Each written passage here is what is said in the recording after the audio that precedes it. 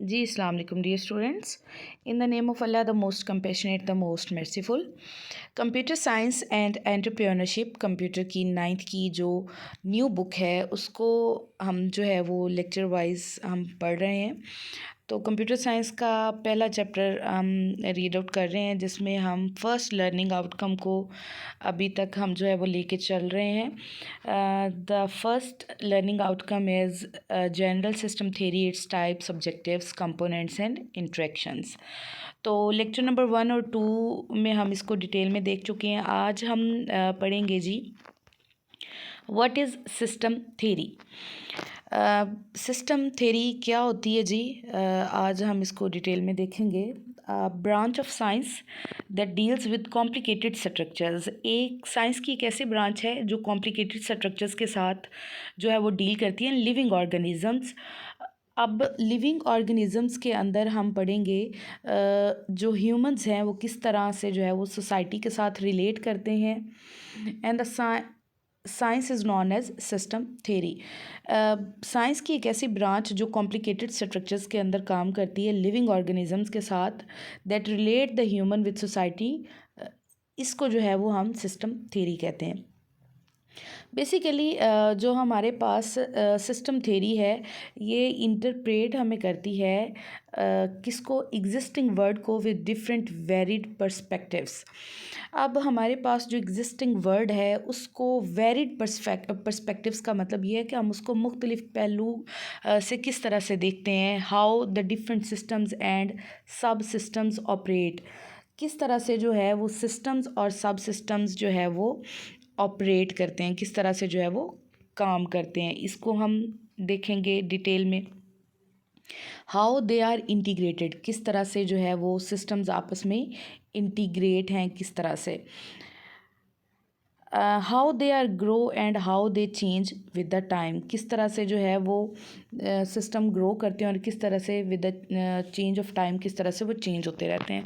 अब इसमें सिर्फ और सिर्फ एक डेफिनेशन है सिस्टम थ्योरी की। डेफिनेशन बच्चों आपने इसमें याद करनी है और सिर्फ आपको एक कॉन्सेप्ट होना चाहिए कि हमें सिस्टम थ्योरी जो है सिस्टम थ्योरी की मदद से हम क्या क्या कर सकते हैं। तो इसमें दो ही बातें हैं कि आप एग्जिस्टिंग वर्ड को, जो हमारे पास मौजूदा चीज़ें हैं, उसको आप मुख्तलिफ पहलू के हिसाब से जो है वो देख सकते हैं डिफरेंट एंगल्स के साथ, और किस तरह से जो एक सिस्टम है और सब सिस्टम जो है वो किस तरह से ऑपरेट करता है, किस तरह से वो आपस में इंटीग्रेटेड हैं, किस तरह से सिस्टम्स और सब सिस्टम्स आपस में जुड़े हुए हैं, किस तरह से इंटरकनेक्टेड हैं। हाउ दे ग्रो, किस तरह से हम उनको ग्रो करवा सकते हैं। And how they can change, किस तरह से with the change of time जो है वो सिस्टम चेंज हो सकता है। जैसे आपने देखा होगा कि हम मोबाइल फ़ोन्स लेते हैं तो अक्सर उनके अंदर उन सिस्टम्स के अंदर भी जो है वो अपडेशंस आती रहती हैं। तो इस चीज़ को भी हमने देखना होता है कि किस तरह से एक सिस्टम जो है वो with the change of time किस तरह से वो उसमें हम तब्दीली ला सकते हैं।